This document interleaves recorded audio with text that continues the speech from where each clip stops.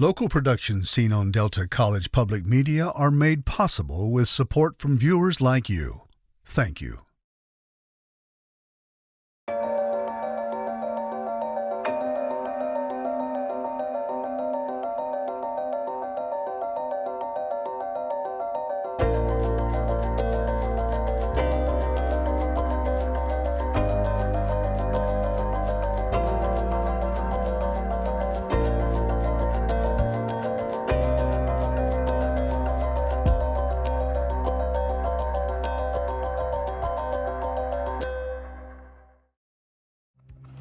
Cannabis in Michigan.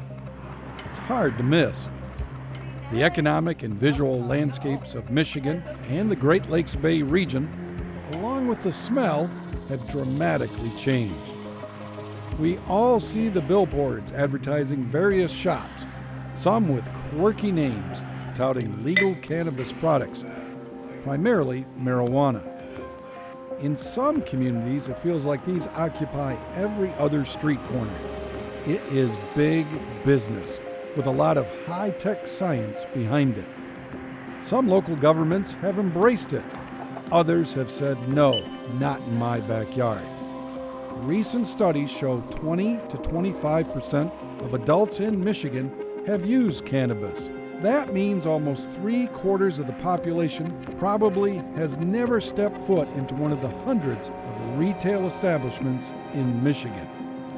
Today, roughly 80% of Michiganders live within a 20-minute drive of a cannabis retail store. So, with that said, let's take a look behind the scenes at this budding industry. Let's start by visiting a cannabis grow operation and a retail shop, Emerald Fire in Coleman, until recently the only store in Midland County selling cannabis. Now we're looking at the water room in our vertically integrated operation at Emerald Fire Farms. Behind me is reverse osmosis combined with our ozone skid, which comes over, combines with our nutrients. Everything is mixed up here based on the program we have for each individual room. It's taken from here and it's shot out through these lines for the different feeding cycles that we have for all 8 rooms for all of our plants. So this is where it all starts for us in the grow process. This is our mother room. This is where we source all our genetics from. And what I mean by genetics, the different strains, the indica, the sativas, the hybrids, everything that ends up in our grow rooms. These are some of the older mother plants that we have here. We've got plants in here that we've had genetics as old as 6 years. From there, we take cuttings off these mother plants, which is just a clone, a cut, which end up over here. And from there, they're transplanted out into our grow rooms, where they'll go into a vegetative state for another 3 weeks, which means it'll stay in a light cycle of 18 hours of sunlight and 6 hours of darkness. Then from there, we'll transfer them into our flower rooms, which we change the flowering time from 12 hours of sunlight to 12 hours of darkness. And what that does, that stimulates the plant to revert to a flower cycle, which will start to produce the buds on the plant, which is the actual cannabis that we resell then. So this is one of our 8 flower rooms. These are all in the flowering stage here. We grow obviously indoors here. The reason why we grow indoors is just to cut down on all the different things that can screw up a crop. Michigan's climate is not really conducive to growing these types of plants. You really need a tropical setting. We grow under an LED lamp. You need to control the humidity. You need to be able to dial the light up and down to mimic the curvature of the earth as the sun goes around it. You really need to have that level of control to produce a plant like this. Without those controls in place, you just can't grow a quality plant in the Michigan environment. We have a Class C license here from the state of Michigan, which allows us to cultivate 2,000 plants. This room here has approximately 160 plants in it. This is a hybrid plant, primarily an indica plant, about 70%, with the other part of the plant being the genetics being a 30% mix. We grow in a hydroponic grow medium. This is actually recycled rock wool, and this acts as a substrate, which actually holds the nutrients that come out of here between 4 and 5 times a day that help bring the nutrients to the plant itself. We want to make it the most optimal conditions for this plant to thrive. And that's really what we got here, is a really healthy, thriving plant. This is about 4 days from being fully harvested. From the complete growth cycle, from the day we take a cutting of this, which is a clone of this plant, it takes about 12 weeks. We have about 3 weeks in the vegetative stage, and then we got about another 9 weeks in the flower stage. This is our dry room. This is where it comes after our 9-week growing process. Comes in here, a cool dry area for about a week and a half, 2 weeks to dry out slowly to preserve as much terpenes and THC as possible. And then after here, it's off to our trim room.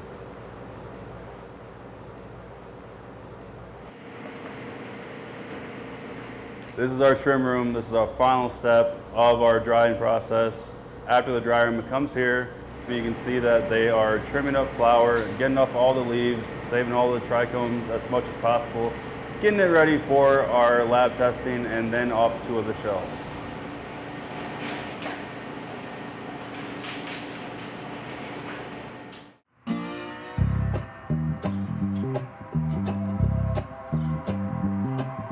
So when you first come into our dispensary, anywhere in the state of Michigan, you have to get your scanned ID. And that can come through anything when it comes to passport, state ID, tribal, to make sure that you're just over 21.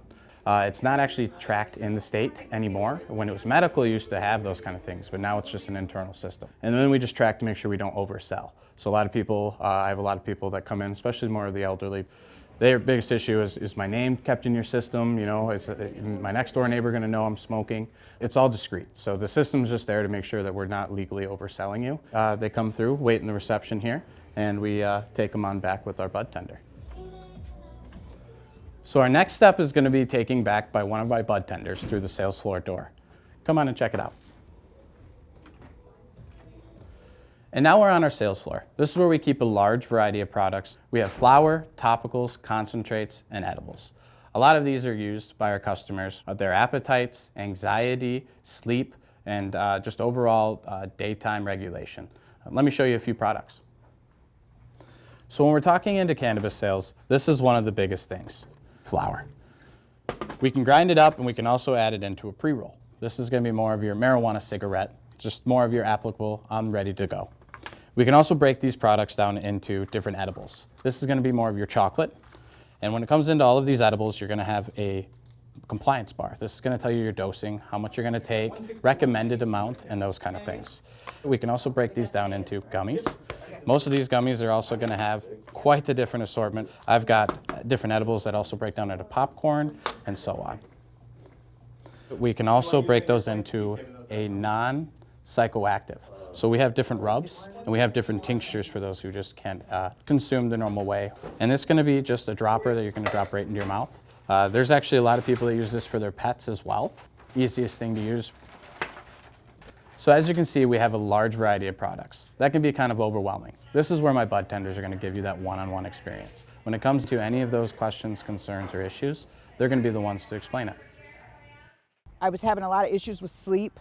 I have some back issues with my spine. I have fibromyalgia.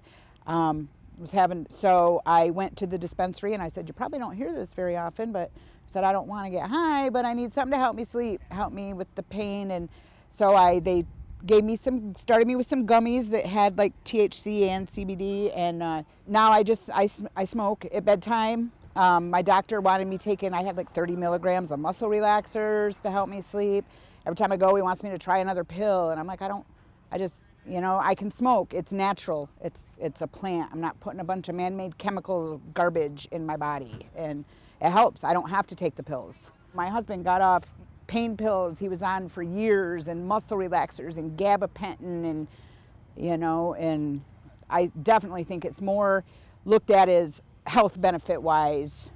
I broke my back about 23 years ago, and they had me on 3 different pain medications that I don't take anymore. I got into it as a pain regimen. Regular medicine, I get sick to my stomach from, like, I guess the medicine itself, and it makes me tired and I couldn't even go to work, you know, and now I'm fine with this. I get out of work, I come home, I'm just fine.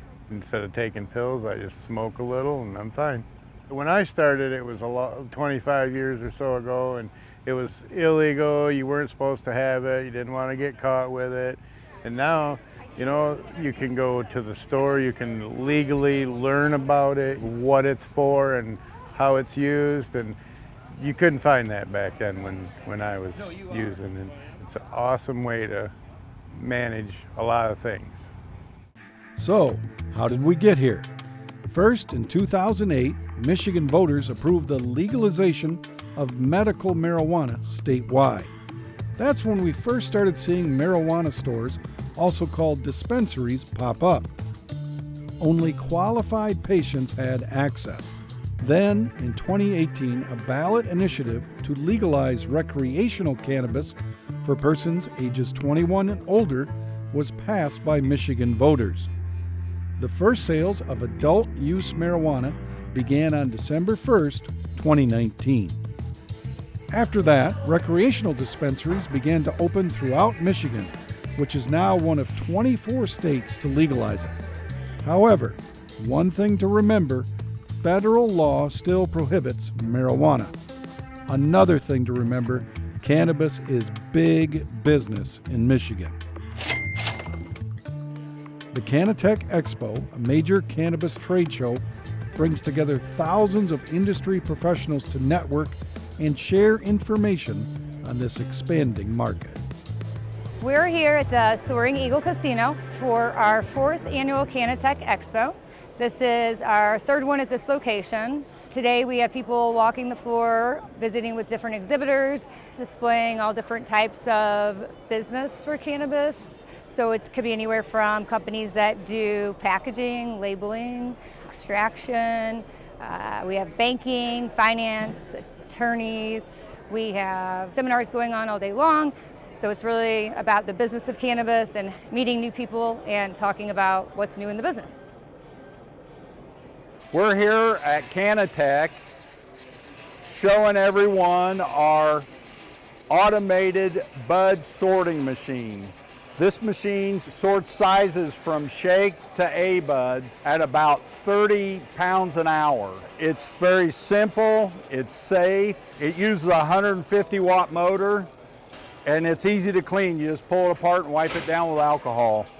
Everything that touches the products is food grade stainless steel. So this is a solution that can knock days, man days off your harvest. I'm here at the industry marketplace for cannabis, and we are a payment processor. And our job is to get rid of the cash problem associated with anyone in the cannabis space. We have an electronics platform system that allows dispensaries or growers or manufacturers to sell cannabis in a debit or a credit card fashion. There are fees involved in each type of card. So it's 2.89% that the dispensary gets charged for the transaction, and the consumer will be charged $4 per transaction as a convenience fee to take whatever form of payment they're carrying into the dispensary. You don't have to hit a money machine, you don't have to download an app, it's not crypto-based, it is a payment form, the payment form that you're carrying. Very convenient and easy to use, and safe. So we are introducing the full spectrum LED grow light to replacing the traditional high pressure sodium, which is simulating the sunlight. So we can simulate the sunrise and sunset. So which help the plants grow healthier and getting higher quality and higher quantities flowers. We can also save energy compared to traditional high pressure sodium. Oversight of this industry in Michigan is the responsibility of the Cannabis Regulatory Agency, led by Executive Director Brian Hanna. He spoke at the Cannatech Expo and Conference in Mount Pleasant in May 2023. You know, we are in year 6 of this new industry, and we've had our first licenses issued 5 years ago. We're learning along with everybody. We are in charge of regulating 4 different acts. The Michigan Medical Marijuana Act of 2008. That started the patient and caregiver program in the state of Michigan, of which we have right now 155,000 registered patients and 15,000 registered caregivers. We also regulate the Medical Marijuana Facilities Licensing Act, and that created in 2016 the model for medical marijuana businesses in the state of Michigan. And then we regulate also Michigan regulation and taxation of marijuana in the state of Michigan, which was enacted in 2018. And so we regulate the adult use businesses in the state of Michigan. And then we have portions of the Industrial Hemp Research Act, which is we licensed hemp processor handler licenses in the state of Michigan. So we want to be national leaders in regulating cannabis in the state of Michigan, and that is by supporting businesses and supporting the consumers to make sure there's safe access to product. We have, if you will, 2 main goals. Goal 1 is listen to stakeholders. What's working, what's not. And when I say stakeholders, as many people as possible. Licensees, patients, advocates, municipalities. And our second goal, we're aware of illicit product being funneled into the regulated market, and we've had some big wins lately of trying to find that, stopping that, because we want to support those that are following the rules. And we want to support those at the end state that are using the product. We want safe access to safe product for the consumer. So we want to stop that activity of those that are looking to cut corners, bring in cheaper materials that may or may not be tested, and we're having great results with that. And so by doing those 2 main goals, we're moving ahead and moving Michigan forward in trying to be the national leader and model for cannabis regulatory. There is no federal guidance. You know, we're trying to do something that is still illegal at the federal level. And so by partnering with other states, we're learning best practices. And you will see a patchwork of different state requirements when it comes to testing. And we took purposefully a stricter stance to protect the health of the consumer at the end of the day. I mean, this is a very important industry. This industry, as of right now, the data that we currently have, supports 30,000 jobs in the state of Michigan. That's huge. That's a 32% increase from this time last year. There were 22,000 jobs in the industry, now there's almost 30,000. That's big. That supports people and their families, their livelihoods, you know, opportunity. Also, you know, we've had over $325 million worth in taxes collected from this industry, both the medical and adult use industries. And so those monies go back to the governments, go back to the people through programs. And I think that those are important things to think about, you know, and those things, you know, help citizens of Michigan and something that Michiganders should be proud of. The law in Michigan leaves it up to each municipality to decide whether to allow the manufacture and sale of cannabis in their community. Those who do choose to participate get a share of the tax revenue collected from the sale of cannabis. The state collects a 6% tax on medical marijuana, a 16% tax on recreational. The Michigan Department of Treasury reported in February 2024 that 198 cities, villages, and townships in 71 counties would receive payments from taxes collected in 2023. One of the first municipalities to say yes was Bangor Township, which borders Bay City.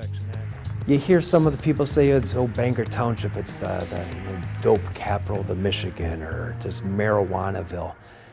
We ended up being the second municipality in the state of Michigan to approve medical use. How we actually came to that, a lot of discussion, because it was very controversial. It's like, is this something that we even want to do? So we started doing our research, challenged the board, talked to our residents. Let's find out if this is a good fit for Bangor. The extra revenue would be nice, although we didn't have a clue how much it would be. We know it would be more than nothing.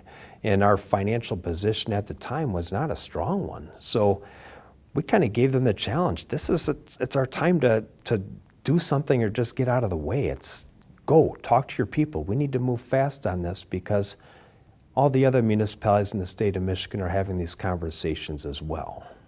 We had our first medicinal shop, or provisioning center was the terminology used back then, opened on Wilder Road, and they were the first one in Bay County. And that was so popular. That was something else. We saw recreational voted in 18. What we did is we put a limit where we would say we would have X number of provisioning centers of retail establishments or dispensaries. There'd be X number of growing facilities, and with the growing facilities, there were 3 different sizes or categories that could be in there. A certain number for testing facilities, a certain number for transportation. So we had a set limit at each of the categories. Now what we didn't know, because we were the very first ones to do it, how many of each should we have? So we guessed. And then we'd have to go back and we'd change things as necessary. And once again, it's supply and demand. It's no different than any other sort of retail business. If you have too many of them, you're not going to exist. You have too few, you're going to have a higher dollar amount that you're going to ask. It's supply and demand. It's no different than the number of 7-Elevens we would need for Slurpees. As far as the financial impact for Bangor Township for 2023, our share of the excise tax pie from the state of Michigan was $886,295.25. Our revenue from permits, the $5,000 that we charge each organization, was $200,000 for recreational operations and $115,000 for medical operations. So that's a total of $1,201,295.25. This is really the equivalent of the township getting a second job and bringing in some much-needed revenue to be able to do some very important projects. Now, what we use the money for, a few different things. One, administratively, there's a lot of work that has to be done when a new permit comes in. We also have to pay for policing of this.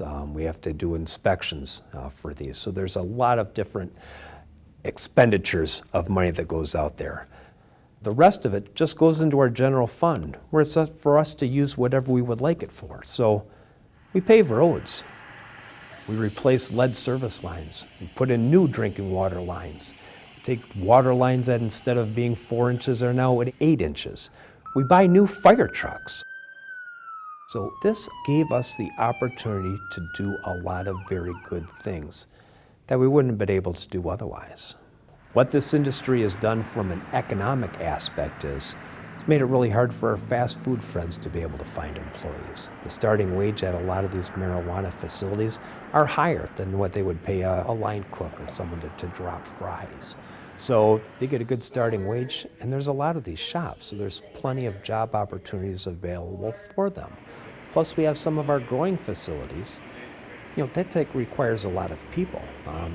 Agriculture is the #2 industry in the state of Michigan. Why should this product be any different?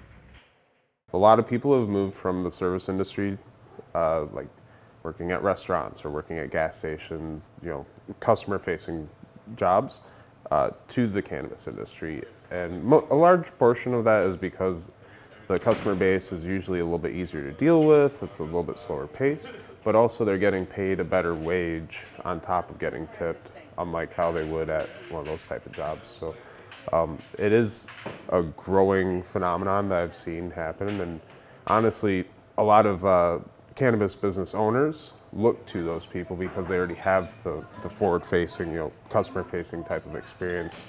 They know how to work with people, they know how to communicate properly, and you can teach somebody about the cannabis side of it, but you can't really teach people how to be good at interacting with other people. So that's something I've noticed that's happened pretty steadily since I started working in this industry. I started out working in a grow and then moved to bud tending, and I really got a taste for working with people when I was bud tending.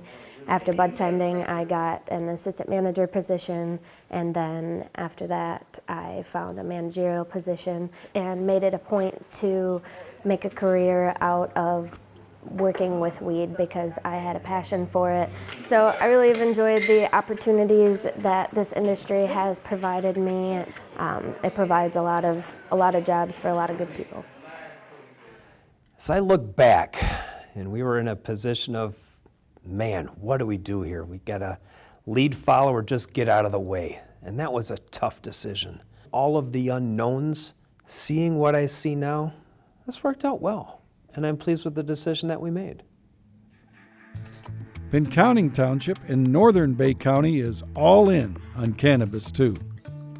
So Essence Provisioning Center is a small family-owned operated retail store. We started off in 2019 as a medical-only cannabis sales facility, and now we've grown into a both retail, medical and adult use sales facility.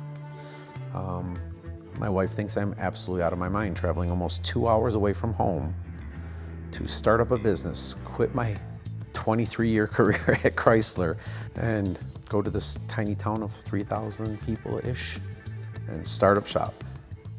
Initially, I looked at the Tri-County area, being Wayne, Oakland, and Macomb counties, and I couldn't find anything that was available, and so I kept having to expand my circle of search for opportunities. I got to Saginaw and Bay City. Saginaw at the time wasn't on board, Bay City was, but Bay City was already proving itself to be what I would consider a bloodbath of competition. So I kept going north and I found Pinconning. So I took a chance buying a property right on I-75. Ideally, if everything works as planned, Essence will become a larger brand. I am working on right now this grow operation. This grow operation, which is a 7,500 square foot facility, state of the art. When all is said and done, this is a 7-figure event, and it will be capable of up to 6,500 plants. And I'm looking to vertically integrate so that I can supply myself and potentially others with cannabis-related products. So the climate has changed significantly since I first started. Medical, let's just throw that off the table. And as far as I'm concerned, it's such a small percentage of sales, not only in my store, but in most stores in the state. Recreational is really the game changer. And in the beginning, with recreational cannabis, particularly the flower, the marijuana plants, finding sourcing was extremely difficult. I was so early on that I didn't need much. I didn't need much at all. I'm talking about a couple of pounds. It really isn't a lot. And I couldn't get the sourcing for it. It was very, very difficult because some of the players in the game who are more experienced were buying up entire crops. They were going to growers that were licensed and saying, hey, listen, whatever it is, I'll take it when it's done. We'll strike the price right now and go.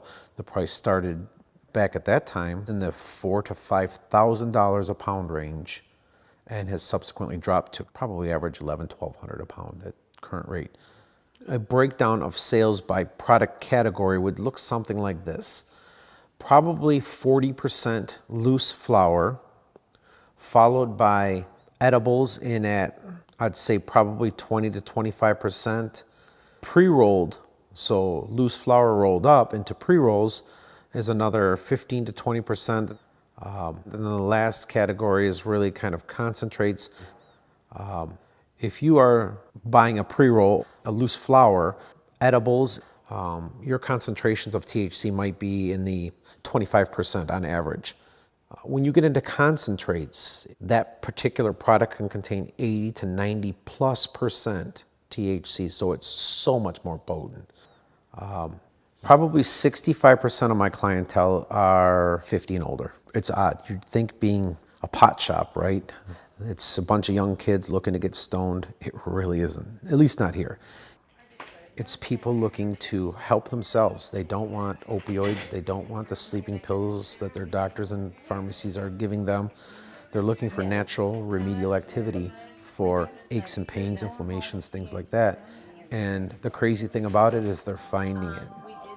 So they are coming back, and they're exploratory, where they're getting advice from our bud tenders saying, hey, listen, based on what you're telling me, I think this would be a good fit, and they're fine-tuning it, and they are return customers. They are coming back, and they are looking for help with legitimate health issues versus just going to get stoned at a party on a Friday night. We are from Ohio, and we are on our way to the UP. The UP is a week or so, just to kind of chill out. Relax and get away from everyone and our jobs and just enjoy each other. So we thought we'd stop here on the way and get some cannabis and see how that works for us. see if it kind of helps us to relax. Okay, maybe if you are up for it, if you can buy two, that's what you Yeah, want. oh yeah, that's fine. It seems to maybe help figure it out. It was a decision made by the people. They wanted it, they voted for it. For Pink County Township, it has been a positive effect on the township. The future of being able to provide jobs in our area, as the market stabilizes, there'll be more longevity, I believe, and stable employment. They pay decently, the jobs do. Pink County Township has issued 35 licenses through this last fiscal year. Our very first year, we listed 84 licenses, so it has reduced, and that is the market stabilizes. A lot of the businesses that were created never really came into being. They got a business license and they may have gotten approved and they had a location, but things never really took off. The licenses, when we talked about licenses, sometimes they're dual license because we have a medical license that needs to coincide with the adult use license. So if somebody holds a medical dispensary license, they also hold a adult use retailer license. So that person would have two licenses.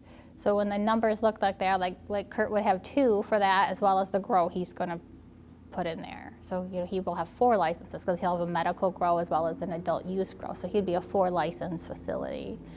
So like Pinkana holds like 17 licenses. We have several grows. Pinkana, Great Lakes logistical experts, Agrotech are the big ones that are operating so far. Pinkana, Wojo, as well as Muhammad are going to be processing facilities. Here at Muhammad's Pinconning, we make several cannabis-infused products, ranging from our infused gummies here, which have 7 different flavors. We have our Muha vape carts, which come in a 510 formulation and a disposable formulation. We also have an infused pre-roll, and then we also make concentrates as well. And those products are sold throughout the state through the state licensed facilities, ranging anywhere from the Upper Peninsula all the way down to the lower end of Michigan. So we span the entire state with all the products that we produce here. This that I'm holding in my hand is THC distillate. This is the main component of the majority of the products that we make here. So this product here comes derived from plants and formed into the distillate through our extraction methods that we have here on site. All the products that we create here at Muha Meds Pinconning are tested by a state licensed facility. They come in here, they grab the samples, and everything is tested. Once the testing is received back, that's when we're able to sell all these products. So as employees are brought on board, they start out at $14 an hour. After 30 days, they're bumped up $1 as long as their attendance and performance is good to $15 an hour. From there, it's going to be all performance-based, so we can range anywhere from $17 to $20 an hour depending on what position they find themselves in. We have 2 processing licenses here, one for medical, one for adult use. The adult use license is $30,000 per year and the medical license is $12,000 per year. That allows us to sell to both medical and recreational dispensaries throughout the state. The impact for us with the licensing, the money has to be used to administer the license, the $5,000 per license that we charge. And for us, we did not have police protection in our area other than our regular county patrol. So we have invested all of that money into the road patrol options. We contracted with the Sheriff's Department, we purchased a K-9 unit, all their vehicles, all their equipment, as well as a search drone. It is used for the entire county. Us being able to provide police service to our entire community at not any additional charges to our township residents is a bonus. Housing shortage in the area was a big one in the beginning, especially when everybody was coming from out of the area. There was, staying in the campground if they could, or could they buying houses, but there isn't any houses. We would have liked to see some apartments be constructed, but maybe in the future. Why are we having all these new jobs coming in, but people don't live here? It's because we need housing. We need good middle-class affordable housing. We need apartments for young couples who are working at places that we don't have. It's revealed a lot to the community. It's brought a lot of funding into the township, but it's changed things. While it's legal for adults to possess marijuana in Michigan, over 1,600 municipalities have not approved the manufacture or sale of cannabis, including the city of Midland. Well, within the state of Michigan, there was a statewide vote on whether or not to legalize marijuana. And it did pass in the state. Within the city of Midland, when we looked at how voters voted, and the voters did not vote in favor of legalizing marijuana. So that certainly impacted the decision that we made to not move forward with that. We're going to wait and see what happens as we look at the communities around us, what's going on in those communities, and we will take a look at this at a later date. That was our decision. To this point in time, we have not had any major requests like for us to rethink that decision. And I think that's because now people can easily access it. We have surrounding communities that sell it, so it doesn't become something a driving force for us to start selling marijuana here in Midland. I think the communities where they're growing marijuana are communities that really had no other industries before. And they didn't have a really strong tax base. We do have a strong tax base here in Midland, and that's around chemical manufacturing. And it's really important that we look at what employees do there and how we support those businesses. Our chemical companies take their jobs very seriously. They have a lot of safety requirements. And so I think by our saying, we're not interested right now, and that we're supporting them and that work also. And in conversations, the biggest issue that I hear is that with marijuana is that you can be sitting on your porch and having a glass of wine, and you are not impacting anybody walking on the sidewalk in front of your house. If you're on your front porch smoking a joint, folks on the sidewalks can smell that. We've had big issues in the past about not allowing people to smoke in our parks. Well, how do you manage that? So smoking marijuana in the parks, that can become a big issue for us. And then how do you manage that? So these are, subtle things that communities, have to then spend time on, which are really not the most driving, important issues that communities have to face. There's a lot bigger issues than this. So why should we do it and create more problems for a community when, we're not having them now? The law enforcement community has its concerns about marijuana. Our chief concern when someone's consuming marijuana or any cannabis product and then get behind the wheel is that, just like with alcohol, that we're going to have an increased incidence of impaired driving that leads to serious injury or fatal crashes. Generally, when we're on patrol, we're looking for a lot of the same things that we're going to see with alcohol-impaired drivers. It could be any number of things. In particular, what we're seeing a lot of is speeding, and not just someone going 5 over, but someone going significantly above the speed limit. We stop them, and we notice there are certain behavioral changes, just like with alcohol. More relaxed inhibitions. So I kind of liken this to they're sitting back in the seat a little bit more, kind of with the hey dude thing. It's very stereotypical. To a lesser degree, that's kind of what we're looking for, but we're also seeing things with the body. Bloodshot, watery eyes, we're still seeing that. Just like with alcohol, we can see that with cannabis or THC-influenced drivers. And then we're also seeing altered time distance perception, which could lead to that speeding discrepancy that we end up seeing, or judgment indicators at stop signs and stoplights where someone's going through a light or they're not stopping in time. And generally, too, when we get them out and we do sobriety tests out on the side of the road, just like with alcohol, what we end up seeing is impairment demonstrated in sobriety tests. The odor of marijuana, whether burnt or fresh, because there is a difference between the odors, can certainly be an indicator of impairment. We're not going to make an arrest decision solely based on you smelled like marijuana. There are people who work around cannabis, or there are people who use cannabis, and just because that smell sits there or carries with you doesn't mean that you are impaired driving down the road. So we have to distinguish between that. Just like with alcohol-impaired drivers, we're not making a black and white determination of you need to end up going to jail. We're going to look at a totality of the circumstances. How is the individual driving? What was our personal contact when we're talking with them? How was their behavior? And then also their performance on field sobriety tests out on the scene. From there, we're going to bring everything together, and essentially, if there are a lot of indicators that all add up and say this person's not safe to drive, then we're going to make the determination, make an arrest. We'll draw blood over at the hospital, and then or other designated facility, and then eventually the person will go to jail for that night, but the results are going to take a little bit longer to be analyzed by our lab, and then we'll get results later. The tricky thing with that is when we do our blood testing, especially in the case of cannabis impaired driving, what we're finding is that we have to get blood draws a lot quicker because THC in particular leaves the blood very quickly, even more so than what we think of with alcohol. However, that doesn't mean that the impairment isn't there.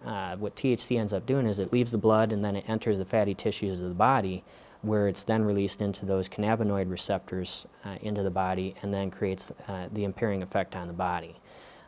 But unfortunately, we don't really have a way of testing THC contained in the fat of the body, so the best way that we really have is a blood test.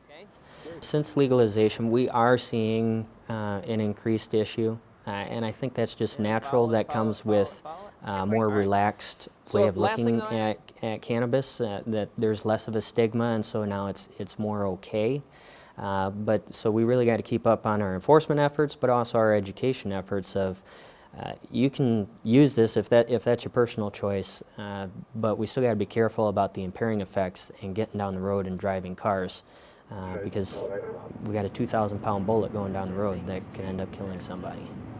And we don't always think about that, especially in the case of legalization. We don't want to think about cannabis is bad anymore. We want to think about, well, it's got all these great benefits.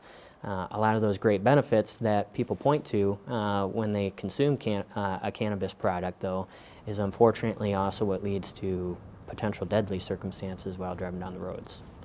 St. Andrews, The medical community also has its concerns about cannabis. My concerns about people that now say, hey, cannabis is legal, I can use it, should be broken down by age groups and chronic disease. So is there a place for cannabis? Yes. And is there a risk for cannabis? Yes. So the correct evaluation always has to come with a list of questions. What's your cardiovascular health? What's your pulmonary health? Are you a minor? And then finally, do you have an addictive personality? Are you continually involved in a criminal justice system because of substance use disorder and other problems where cannabis is really not a good idea? So if somebody was going to say to me, I can't sleep and I just smoke cannabis and go to bed, I have to respect that. But we want to make sure you don't have so much cannabis in you that you can't function to drive a car or work heavy equipment or machinery the next day. That's your employer's responsibility. That is not a civil liberty that I'm going to blunt. Secondarily, if I have a veteran who says,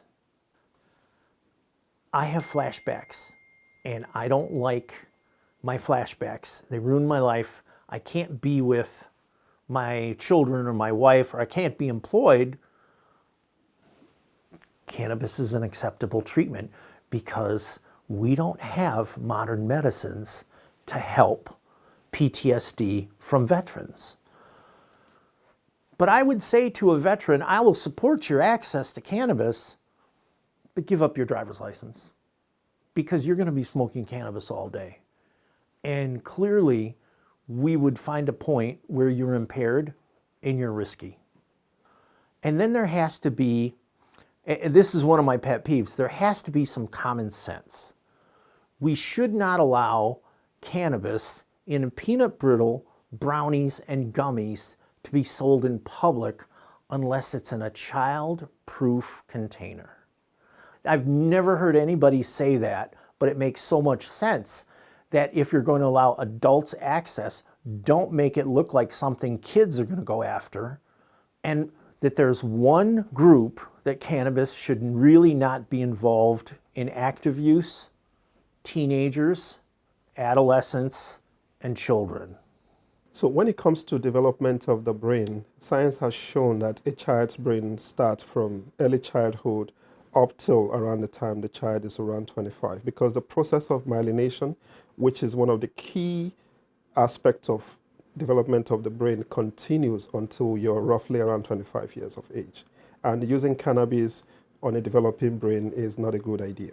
The incidence of children not reaching their maximum potential if they start smoking cannabis or become exposed to it is much higher compared to their peers who do not.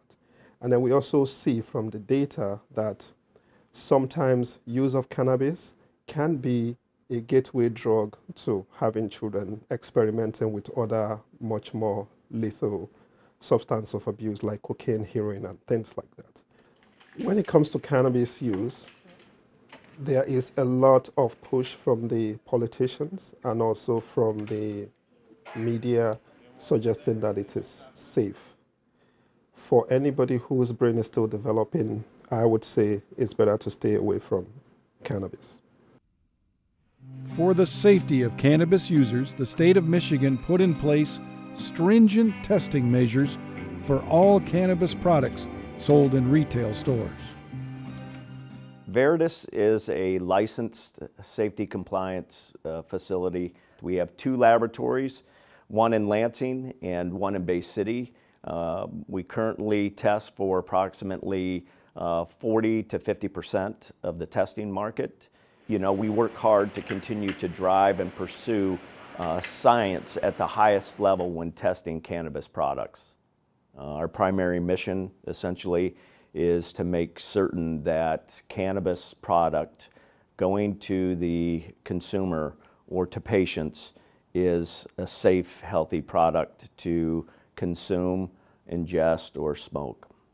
In 2017, the MRA, the Marijuana Regulatory Agency, which has now been renamed to the Cannabis Regulatory Agency, was given the role and responsibility of developing rules and different thresholds for all aspects of the cannabis market for growers, processors, transporters, retail operators, and safety compliance facilities.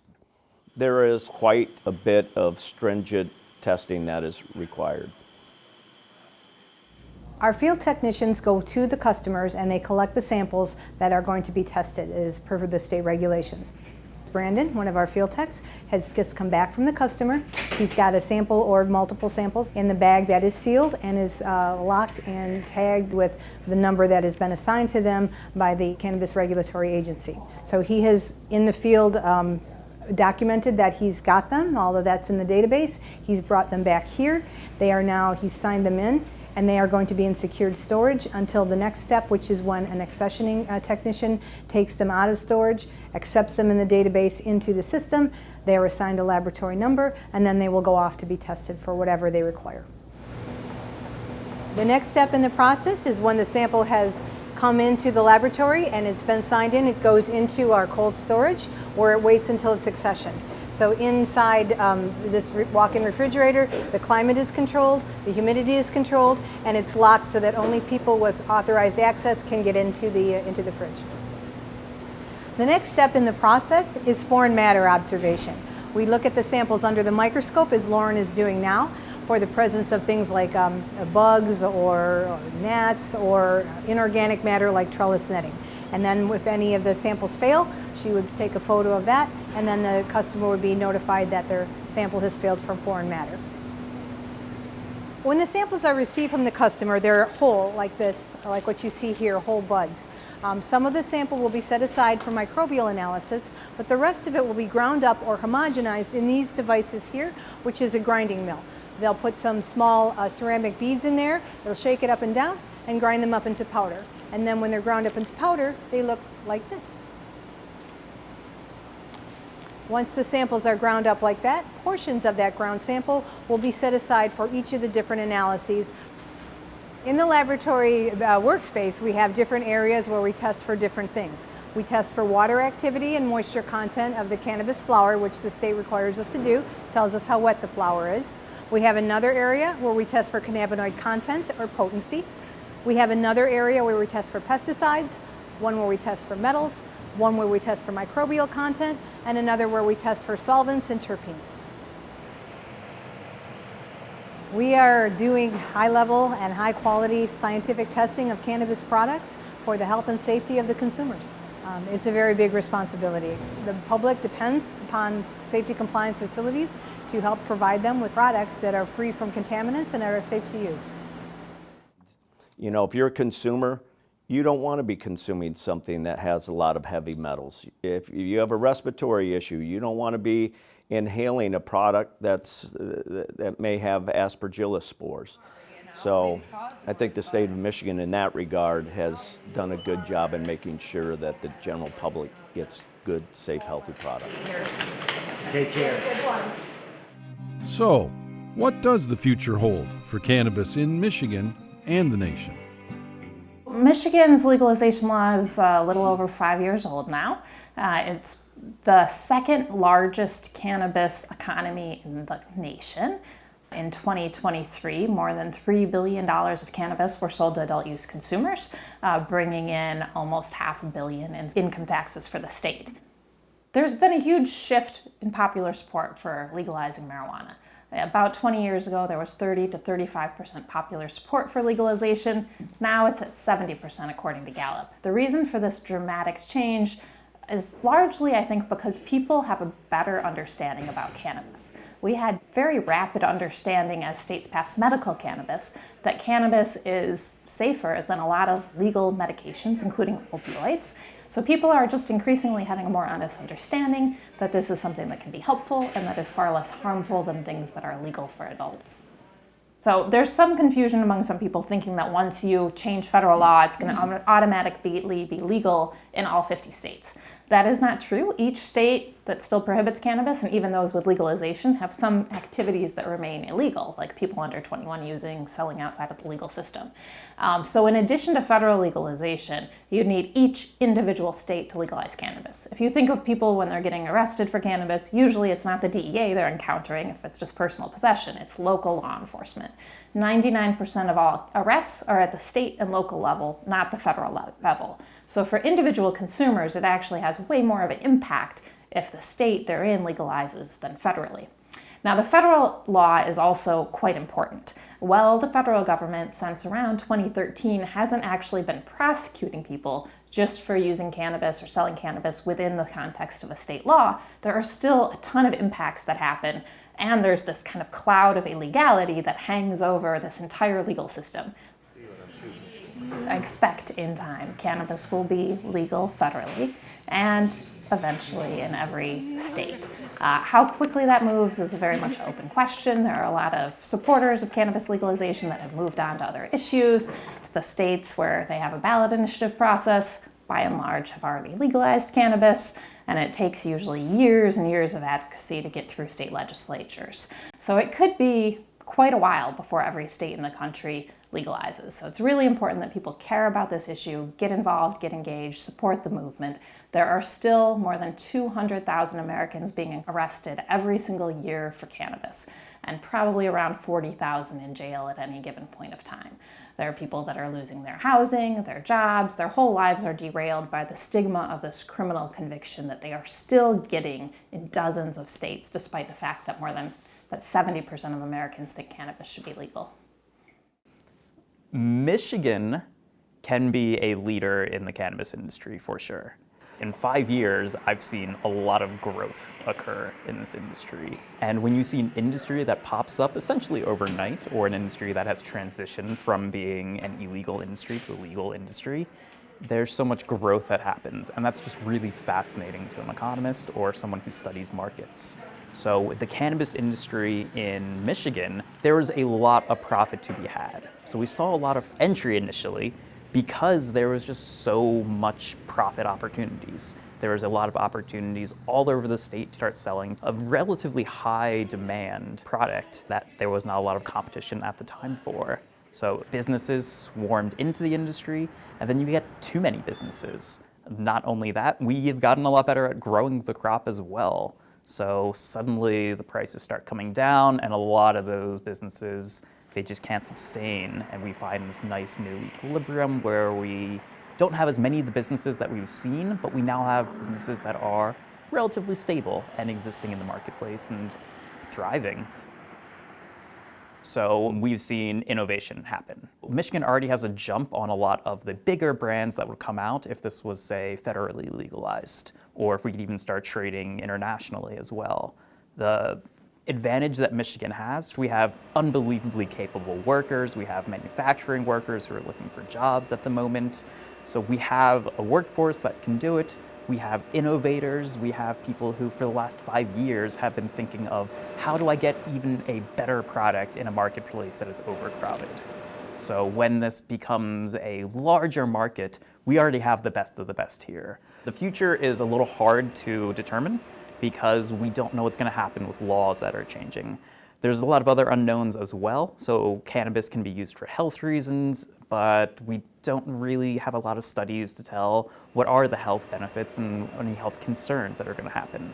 So a lot of this is up in the air. People might be drawn to cannabis if research comes out that says it's healthy and it's great for you, or it can go the other way. It depends on the research coming out, and then it depends on how the federal government is going to tap into this mindset. I will say marijuana legalization is popular and growing in popularity to the point that it seems like a bad bet to say that in the next 5 to 10 years, we would not have a federally legal cannabis industry. That it does seem like this is going to happen. So we should look for some transformations happening in the next decade, especially if we see more legalization happening at the federal level. Then Michigan could be a central player in the cannabis industry in the same way that we are a central player in the automaking industry.